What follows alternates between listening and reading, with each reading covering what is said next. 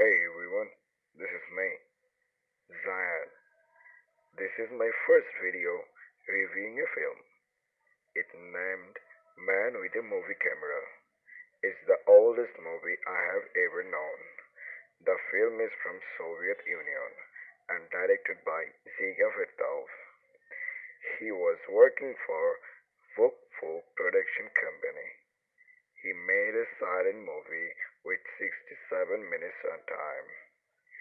His brother, Mikhail Kaufman, helped Dziga in cinematography. His wife, Yelizaveta Svilova, edited the whole film. Now, let's feel the film. The film, about life in a Soviet city, features a scene where a bride climbs out of a carriage. She dressed in modest white and clutches a bouquet of flowers. Then we are shown a funeral procession. A man's corpse lies on a stretcher that is practically buried in blossoms. Here are two of the most significant occasions of a person's life, each adorned with flowers. The Man with the Movie Camera is a documentary that specializes in the duality in life. The premise of the film is simple. A man with a movie camera goes about the city and films stuff. Yet he can't help but poke a little bit fun at life's binary qualities. For example, as one woman thrust her hand into a basin of water to wash her face, another woman thrust her hand into a pail of water to wash a window. Throughout the film, images are either contrasted or compared. We are watching the construction of visual poetry. But we're also watching the deconstruction of filmmaking. This trippy film shows us how this very movie is being made while we're watching it. We see the shooting, the editing, and the premiere at the movie theater. We're inside and outside of the movie making process at the same time. This movie presents an experiment in the cinematic communication. This experimental work aims at creation and language of cinema bases on its total separation from language to theater and literature. Now we hope we haven't given you the impression that this film is difficult to follow, because it isn't. It's smart, funny, touching, and feels much shorter than the 67-minute runtime. For example, a magician on the street entertains the children who are enthralled by his tricks.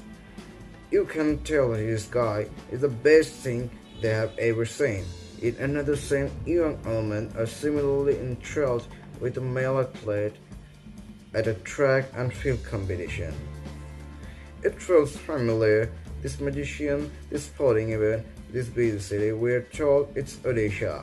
Although film historians say some scenes are filmed in other Soviet cities.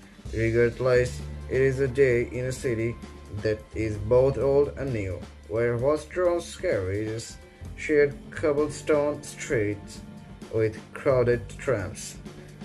But it isn't just a story of city. It is the story of us. A woman weeps at a graveside.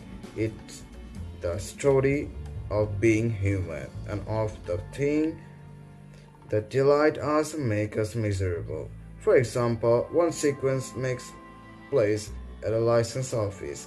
Here, a nervous man and woman fill out a marriage license.